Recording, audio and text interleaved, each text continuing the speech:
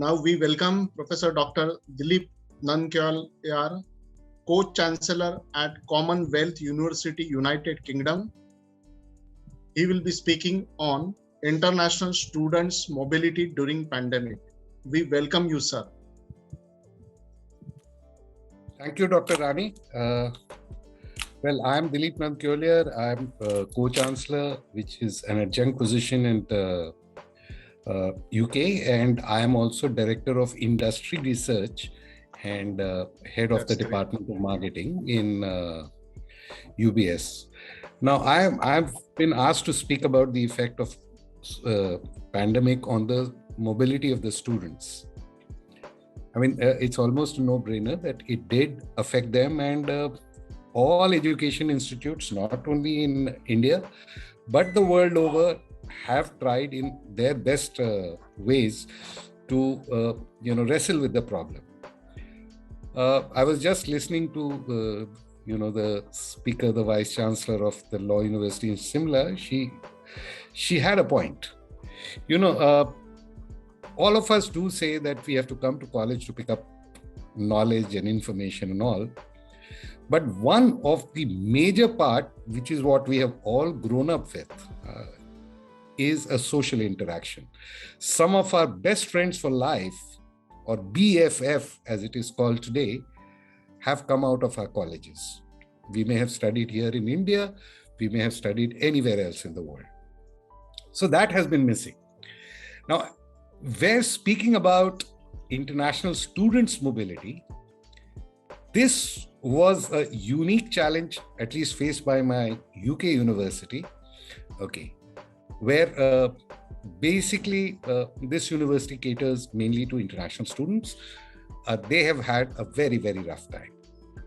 Two reasons: even if UK did open off and on, the parents were not very comfortable from around the world sending people because of the track record of the wave 2 that and even the wave 3 that UK experienced.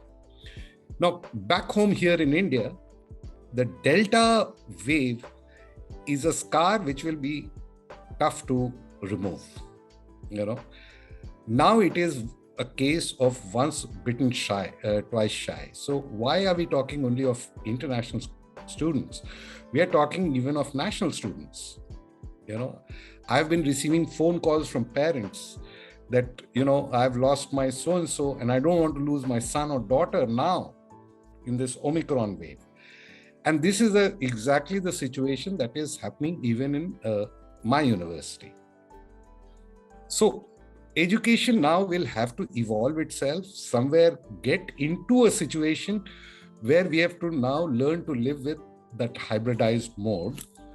The challenge here is how to bring in those better parts. I would say, learning can be happening now with the Google any which way for any learner. The chief thing or the main thing that happens in colleges is that bonding that happens.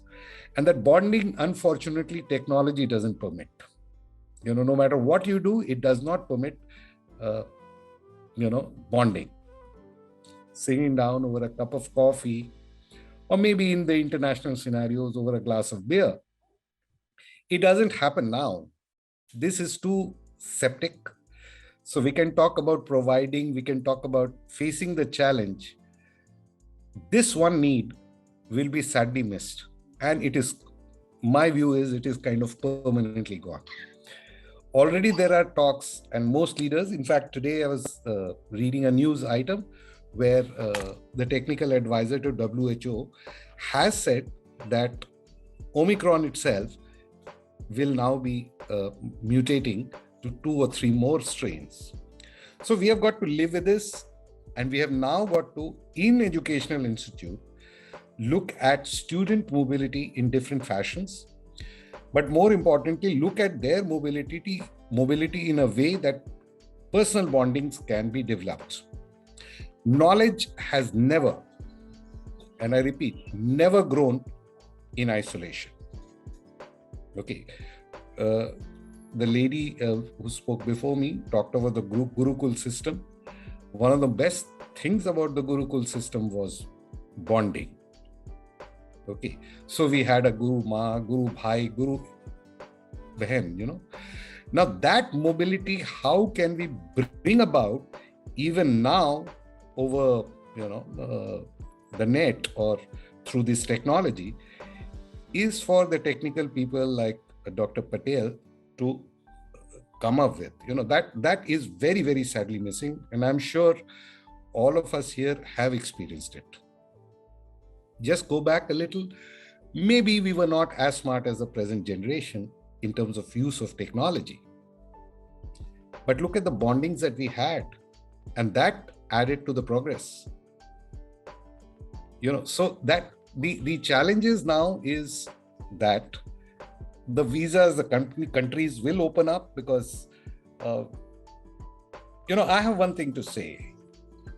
While we will at some point in time, and of course through cooperation and bonding, find a antidote to COVID. Okay, somewhere, and until then the world is not going to stop. But what is the remedy for hunger? Okay, this is going to force all the countries, whoever wants to remain in the race to become that Vishwa Guru, as India wants, will force us to open up. Okay, it will have to force itself, because livelihood or living is perhaps more important than just facing this pandemic or panicking through this pandemic.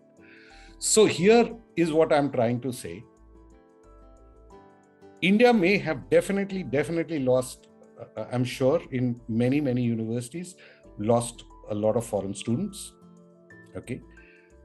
More because in terms of branding, India doesn't have a track record, and whatever we saw on the TV and that was flashed all over the world, with cops floating on Ganga, the holiest of river, India has lost and its brand has been damaged.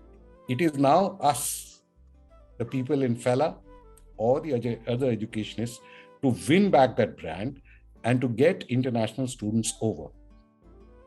This has also meant a lot of our students who would have preferred to study in India wanting to go abroad. So on both the directions, the student mobility, and this is going to stay now. And then with the introduction of NEP, I don't know whether I'm right in this forum to say that, but I think the introduction and forcing that now is probably pre-timed. We need to settle down and we need to learn how to, as educationists, live with this pandemic. Panic reactions are happening, ups and downs. In fact, sometimes I joke that if somebody, a government authority, hasn't had his coffee properly, he clams a lockdown. Someday when his wife smiled at him, he lifts the lockdown. That's the kind of, I'm just trying to joke, but that's the kind of situation that is causing confusion and people are not traveling. Now, talking of this institute here, where I'm in India, we used to have a lot of foreign students. Okay, we have none today. We used to have students from all the other states in India. Okay, now they are there, but as far as possible, not wanting to and wanting everything. The worst thing is wanting exams online, where all sorts of malpractices are happening, and we have no way to wrestle with it. NEP should have talked about this examination, this closed book examination should be out of the window. Then yes, it is possible, because then it will be assignment based, and this is a practice that is being done in several other universities I have interacted with. For instance, Commonwealth, Southampton in UK, Victoria University they are doing the entire assessment, entire evaluation based on research work done by the students. Okay, and electronically now we have Turnitin, Orkund, etc., etc. So that copy paste would not work, and the students would. NEP or we have AICT or UGC don't look at that. So that is another reason why India will suffer in terms of international student mobility, because this particular scar is there to stay and we have to learn to live with it. Unfortunately, the NEP, like ma'am just said, was formulated before this happened, and maybe it was relevant then, but now it's not, where evaluation part is concerned.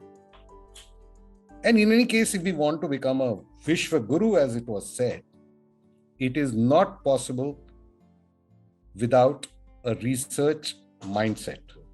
And that in higher, it is the responsibility of people who are in the higher education to inculcate that. And that begins with evaluation. So closed book exam is a no-no. And therefore, if that is going to go on, then international student mobility will be one of the first major hits, because India is yet to be known as a great place where medical infrastructure is present. A lot of work is being done and creditable work is being done, but we are miles away. And this pandemic has shown that even the most developed countries have had a hit. So where are we? We can keep thumping our chest that this is what we did and 1.5 crores. What is 1.5 crores vaccination in front of 135 crores or whatever, 135 crore people? So this is a point where we must stop and think about what education really means. Is it only reading the books, or is it something bigger than that? Until we can do that, until we can build a bondage and that alumni can take us forward, these are very, very, very challenging times, because we are bound to suffer. The student mobility, the students' desire to come to India, or the students' desire to travel out of India is mired with a lot of fear, a lot of panic. Maybe the parents, maybe the students themselves, maybe their peer group. So these are challenging times. In both the institutes where I'm working, we are trying to find ways and means to build these kind of elements.